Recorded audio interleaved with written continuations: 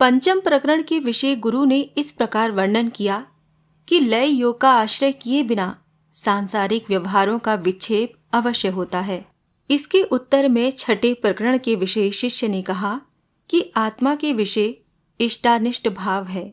इस कारण आत्मा का त्याग, ग्रहण और लय आदि नहीं होता है। अब इस कथन का ही 5 श्लोकों से विवेचन करते हैं। मैं चैतन्यमय अनंत समुद्र हूँ और मेरे विषय संसार रूपी नौका मन रूपी वायु के वेग से चारों ओर को घूमती है। इस संसार रूप नौका के भ्रमण से मेरा मन इस प्रकार चलायमान नहीं होता जिस प्रकार नौका से समुद्र चलायमान नहीं होता। पहले इस प्रकार वर्णन किया गया कि संसार के व्यवहारों से आत्मा को कोई हानि नहीं होती है, और अब ये वर्णन करते हैं कि संसार की उत्पत्ति और लय से भी आत्मा की कोई हानि नहीं होती है। मैं चैतन्यमय अनंत समुद्र हूँ।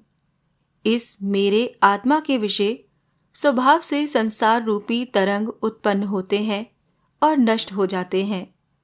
इन संसार रूपी तरंगों के उत्पन्न होने से न मुझे कोई लाभ होता है और नष्ट होने से न ही कोई हानि होती है, क्योंकि मैं सर्वव्यापी हूँ।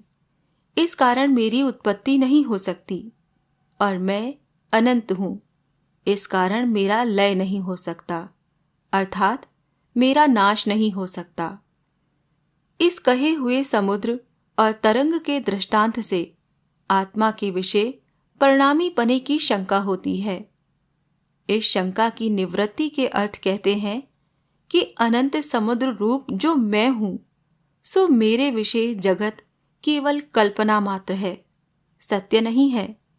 इसी कारण मैं शांत अर्थात संपूर्ण विकार रहित और निराकार तथा केवल आत्मज्ञान का आश्रित हूं। अब आत्मा की शांत स्वरूपता का ही वर्णन करते हैं। देह इंद्रियादि पदार्थों के विषय आत्मपना अर्थात सत्यपना नहीं है, क्योंकि देह इंद्रियां पदार्थ उत्पन्न होते हैं और नष्ट होते हैं, और देह इंद्रियां आदि उपाधि आत्मा के विषय नहीं है, क्योंकि आत्मा अनंत और निरंजन है। इसी कारण मैं इच्छा रहित और शांत तथा तत्व ज्ञान के आश्रित हूँ। आत्मा इच्छा आदि रहित है इस विषय में और हेतु कहते हैं, अहो मैं अलौकिक चैतन्य मात्र हूँ और जगत इंद्रजाल अर्थात बाजीगर के चरित्रों के समान है।